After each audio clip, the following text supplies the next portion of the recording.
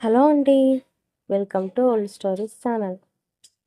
ఈరోజు మన కథలోకి వెళ్ళిపోదామా? ఈరోజు నేను చెప్పబోయే కథ పులి పేరాశ బ్రాహ్మణుడు.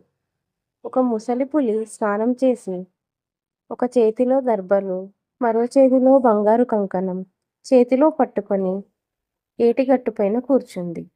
అదే సమయంలో ఏట్లో స్నానం చేసేందుకు వచ్చిన బ్రాహ్మణుడు ఆవలి గట్టు మీద ఉన్న పులిని చూసి భయంతో పారిపోయాడు. ఇది చూసిన పులి, ఓయి బ్రాహ్మణుడా, నన్ను చూసి భయపడవద్దు, నేను నిన్నేమి చేయను అంది. దీంతో కాస్తంత బెరుకుగానే ఆగిపోయాడు బ్రాహ్మణుడు.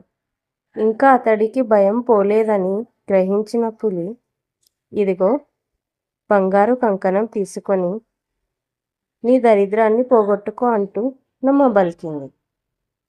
బంగారం అనగానే అసలే పేరాశ కలిగిన ఆ బ్రాహ్మణుడికి కొంచెం ధైర్యం వచ్చింది. కానీ ఈ పులి క్రూర జంతువు కదా, దీన్నెలా నేను నమ్మేది అనుకుంటూ ఆలోచించాడు. అది చూసిన పులి, నేను బాగా వయసులో ఉన్నప్పుడు మనుషులను చంపి తిని బోలెడంత పాపం మూటగట్టుకున్నాను.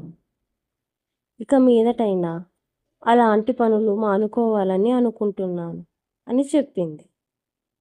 ఆ బ్రాహ్మణుని నమ్మించాలని చూసింది.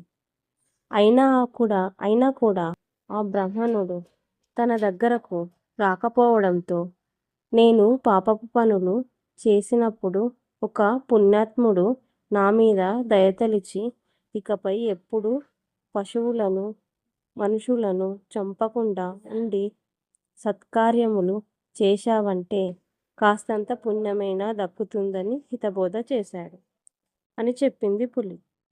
కాబట్టి ఆ రోజు నుంచి నేను పాపపు పనులేమీ చెయ్యకుండా ఇలా దాన ధర్మాలు చేస్తూ నా పాపాన్ని కొంచెంగా తగ్గించుకుంటున్నాను అని మళ్ళీ నమ్మబలికి.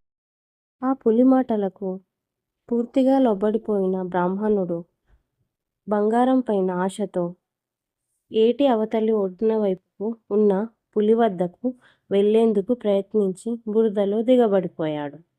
అప్పటిదాకా వేచి చూస్తున్న బ్రాహ్మణుడికి దగ్గరికి వచ్చి, అయ్యో, బురదలో దిగబడిపోయావు కదా, ఉండు, నేను వచ్చి నిన్ను బయటికి తీస్తాను అంటూ ఒక్కసారిగా మీద పడింది.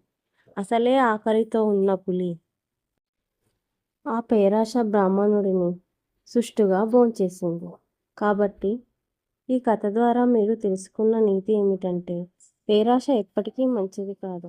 అదేవిధంగా ఏదైనా ఒక పని చేయాలంటే అన్ని రకాలుగా ఆలోచించి ఓ నిర్ణయానికి రాకూడదు. హలో ఫ్రెండ్స్, ఎలా ఉన్నారు? మా కథ మీకు నచ్చినట్టయితే లైక్ చేయండి, షేర్ చేయండి, సబ్స్క్రైబ్ చేయండి.